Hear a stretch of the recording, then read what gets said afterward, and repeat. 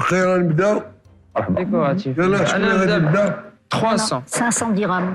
شحال؟ 500 درهم ديجا باش انا نبداو. نعطيك 1000 بزاف. درهم. باش عجبني نبداو. وعجبني هذا الخشب فوالا. ديالو. شحال؟ 1000 درهم. لا عطيتي انت. زوين.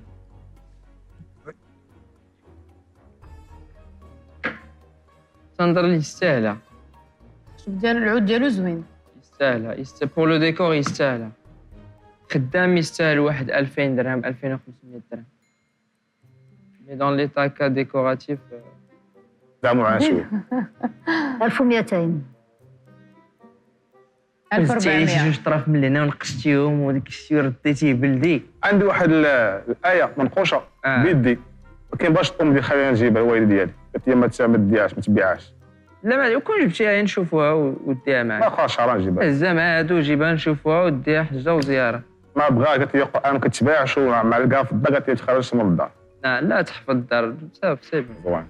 رضات الوالده احسن من البيع. هذا الشيء اللي كاين. انا عطيتك 1400. عاد شويه زيد شويه. سلام. القيمه ديالو قديمه ماشي ماشي على الفلوس، ها هو كيسه زوينه.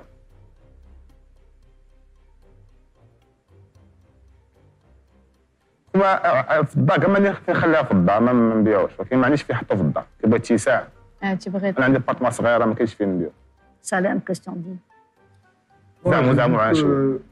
Le prix qui a été offert est déjà un prix conséquent, vu que ça ne marche pas, et que ce n'est pas une radio de grande marque, ماشي شي ماركة اللي معروفة. انا دابا باش ندير نصايبو بغيت نخليه بحال هكا باش هذه هي الحاجه اللي خصك تصاوب. مزيان. لا باش ندخل فيه انت شي حاجه اخرى جديده لا عليه. فهمتك.